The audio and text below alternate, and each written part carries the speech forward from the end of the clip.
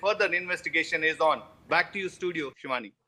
All right, thank you so much, Ashik, for all that information. With that, we are moving forward to some other news that is in fact coming in from West Bengal.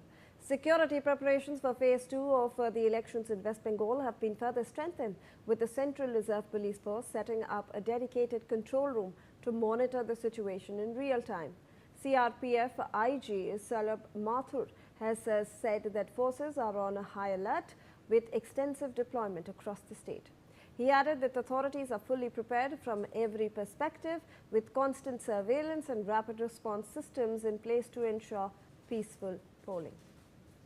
Let me go across to my colleague Rainik Datta, who's joining us live on the broadcast for more information on this. Rainik, जैसे कि हम पहले भी बात कर रहे थे, security preparations जो है वेस्ट बंगाल में अभी बहुत अच्छी हो रही हैं. सेंट्रल रिजर्व पुलिस फोर्स भी अपना एक डेडिकेटेड कंट्रोल रूम सेटअप कर रहा है वहाँ पर, और जो सीआरपीएफ के आईजी हैं उन्होंने भी एक स्टेटमेंट जारी किया है इसकी वजह से. एकदम देखिए, सेकेंड फेज को देखते हुए एकदम इलेक्शन कमीशन जिस तरीके से प्रिपरेशन ले रहे हैं, उसी तरीके से सेंट्रल फोर्सेस की तरफ से भी अभी प्रिपरेशन लिया जा रहा है. सेंट्रल फोर्सेस की तरफ से एक कंट्रोल रूम तैयार किया गया है, जिस कंट्रोल रूम से जो 142 एरिया पर 142 सीटों पर चुनाव होने जा रहा है, उस चुनाव में किसी भी जगह पर कोई भी वायलेंस हो रहा है कि नहीं, कोई इंसिडेंट हो रहा है कि नहीं, उसके ऊपर मॉनिटर किया जाएगा. जैसे कि कहा जा रहा था कि 3200 के ऊपर सीसीटीवी इंस्टॉल किया जा रहा है पूरा 142 सीटों पर, और उसी एरिया के ऊपर नजर रखेंगे सीआरपीएफ और सेंट्रल फोर्सेस का जो ये जो कंट्रोल रूम, इस कंट्रोल रूम से कौन सी जगह पर क्या इंसिडेंट हो रहा है, कौन सी जगह पर कौन सा इंसिडेंट रिपोर्ट हो रहा है, उसके ऊपर मॉनिटर किया जाएगा.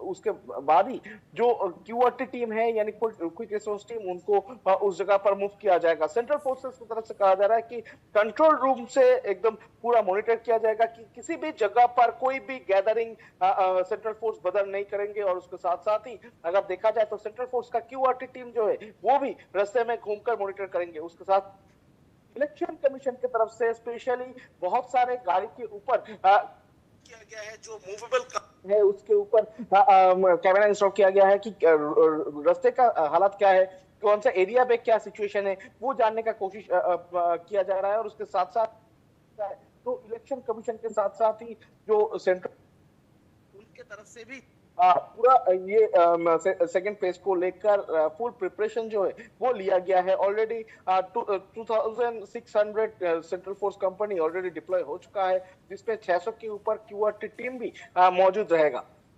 जी रैनिक, बने रहे हमारे साथ. In fact the security agencies are saying that a robust and multi-layered system is now in place for phase 2 of the elections in West Bengal. The Central Reserve Police Force, in coordination with state police, has ensured that every polling booth is manned by CAPF personnel, backed by over 6,000 quick response teams. Now, officials are saying that a wireless communication network and a dedicated social media monitoring team are active to track any disturbance in real time. Districts have been divided into clusters, armored vehicles have been deployed, and medical response systems have been put in place. Authorities are urging voters to come out without fear, assuring that every booth is fully secured. तो रैनिक, जैसे कि हम लोग ने phase 1 of the poles में देखा था कि एक भी वायलेंट इंसिडेंट नहीं हुआ था, ये इलेक्शन कमीशन ने भी स्टेटमेंट जारी किया था. अब जो है वो मल्टी लेयर्ड सिक्योरिटी हम प्रोवाइड कर रहे हैं ये फेज़ 2 में. यहाँ पर सीएपीएफ के जो पर्सनल है वो उनको बैक करेंगे स्टेट पुलिस के पर्सनल, और उसके अलावा 6000 स्ट्रॉन्ग एक क्विक रिस्पॉन्स टीम्स भी बनाई गई हैं जो कि हर घटना को वहीं पर सॉल्व करेगी. इसके अलावा सोशल मीडिया के द्वारा भी एक मॉनिटरिंग टीम को अपॉइंट किया गया है. इसके अलावा एक वायरलेस नेटवर्क को भी बनाया गया है ताकि रियल टाइम में कोई भी अगर इश्यू होता है तो उसको वहीं पर समस्या को सुलझा दिया जाएगा. रैनिक, लेकिन देखिए सेंट्रल फोर्सेस की तरफ से पूरा 3 लेयर ऑफ सिक्योरिटी अरेंजमेंट किया गया है। पहला तो जिस जगह पर पोलिंग होगा उस जगह पर सीएपीएफ के अंडर में वो पोलिंग स्टेशन रहेगा। उसके बाहर का जो एरिया वो वेस्ट बंगाल पुलिस के हाथ में रहेगा। वेस्ट बंगाल पुलिस और सीएपीएफ दोनों आपस में कोऑर्डिनेट करेंगे।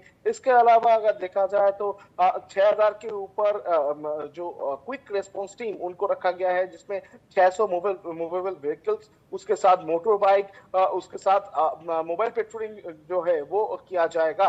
और उसके साथ साथ ही ड्रोन के माध्यम से भी मॉनिटरिंग किया जाएगा। इसके अलावा सोशल मीडिया के ऊपर भी मॉनिटरिंग एक टीम तैयार किया गया है। वायरलेस नेटवर्क तैयार किया गया है इलेक्शन कमीशन की तरफ से और सेंट्रल फोर्सेस की तरफ से कि से कोई भी वायलेंस रिपोर्ट ना हो, किसी जगह पर कुछ इंसिडेंट ना हो, इसके ऊपर ध्यान दिया जा रहा है। और उसके साथ साथ ही किसी भी हालात पर ये सेकेंड फेज का जो चुनाव है ये सही तरीके से करने का जो चैलेंज इलेक्शन कमीशन की तरफ से लिया गया था उसको ही फुलफिल करने का कोशिश अभी इलेक्शन कमीशन की तरफ से किया जा रहा है। रैनिक हमारे साथ बने रहे। We have some more information flowing in a key public outreach step ahead of phase 2 of polling in West Bengal. The Central Reserve Police Force has now issued dedicated helpline numbers for voters. The CRPF West Bengal sector under the State Force Coordinator's office has said that citizens can reach out on mobile numbers, and I'm quoting them right now. You can note them down. They're also flashing on your screens: 842-0272-107 and 842-0272-343. Or you can also contact them on the landline number 033, which is the postal code, and 236-7117. Now, officials are saying that the helplines are meant to assist voters, address complaints, and also ensure a smooth and secure polling process. तो रैनिक ये जो helpline numbers हैं ये भी जारी कर दिए गए हैं ताकि सिटीजन्स डायरेक्टली कांटेक्ट कर चुके। 2 मोबाइल नंबर्स हैं, एक लैंडलाइन नंबर भी दिया गया है। देखिए जो जो सिटीजन्स के लिए सेफ्टी के लिए जो सेंट्रल फोर्स है उनकी तरफ से भी एक इमरजेंसी कांटेक्ट नंबर जुगाड़ दिया गया है, जैसे कि लैंडलाइन नंबर और मोबाइल नंबर दोनों ही ऑलरेडी सेंट्रल प्रोवाइड किया गया है। और उनकी तरफ से स्पष्ट किया गया है कि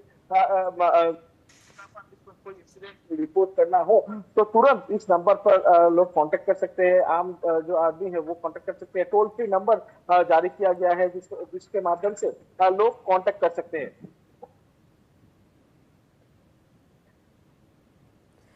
जी बिल्कुल, रैनिक बने रहे हमारे साथ। In fact high drama has unfolded in poll bound West Bengal after a senior IPS officer on election duty issued a sharp warning over alleged voter intimidation.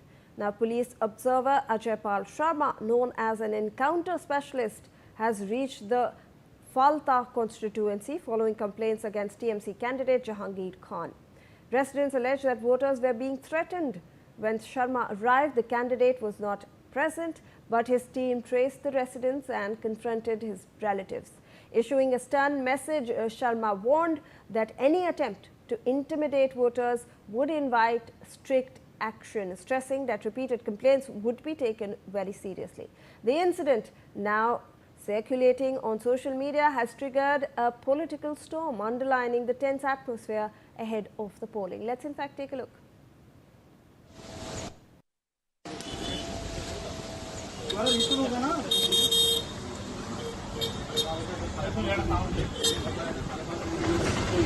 आने वाले कह रहे हैं कि वोट नहीं है, वोट नहीं है। हमारा ऐसे कह रहे कि 10 लोग हैं यहाँ पे, तुम कह रहे 14 लोग हैं यहाँ पे। तमाशा है क्या ये?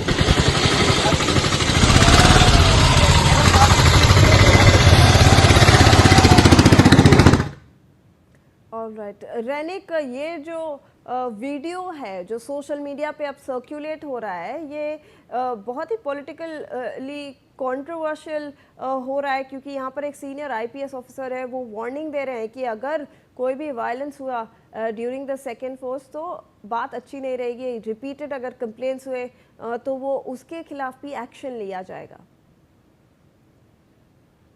All right, we'll try to reconnect with my colleague Rainik Datta over here.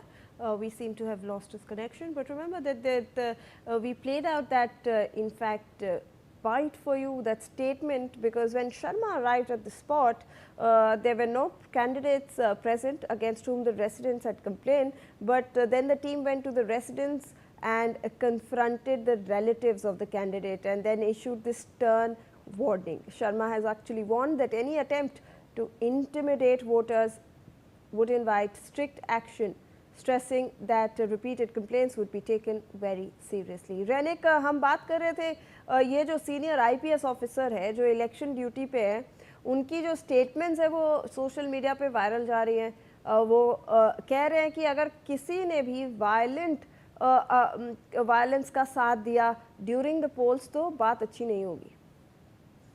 एकदम ही देखिए, सीनियर आईपीएस ऑफिसर 2011 साल का बैंक का IPS officer Uttar Pradesh cadre का अजय पाल सिंह, उनको स्पेशल ऑब्जर्वर के रूप में डिप्लॉय किया गया है पश्चिम बंगाल का साउथ 24 परगना एरिया में। इलेक्शन कमीशन की तरफ से उनको डिप्लॉय करने के बाद ही तुरंत एक्शन मोड पे देखने को मिला है ये ऑफिसर, क्योंकि ये आईपीएस ऑफिसर को अजय पाल सिंह, ये उत्तर प्रदेश में उनका पहचान है एनकाउंटर स्पेशलिस्ट के रूप पर, और वो पश्चिम बंगाल में डिप्लॉय होने के बाद ही तुरंत एक्शन मोड में देखने को मिला है। पालता एरिया का जो तृणमूल कैंडिडेट है जहांगीर खान, उनके घर के सामने जाने के बाद ही तुरंत उनके तरफ से धमकी दिया गया है कि किसी भी हालात पर अगर वोट टैंपरिंग करने का कोई कोशिश किया जाए, कोई वोटर को डराया धमकाया जाए तो उसका नतीजा बहुत ही बुरा होने वाला है। यानी किसी भी हालात पर एक्शन जो है वो नहीं देखने को मिल सकता है, और शांतिपूर्ण निर्वाचन करना तो एक मेन मकसद बन चुका है निर्वाचन का। वही साफ नजर आ रहा है इस तरीके का जो आईपीएस को, दबंग आईपीएस को डिफेक्ट करना,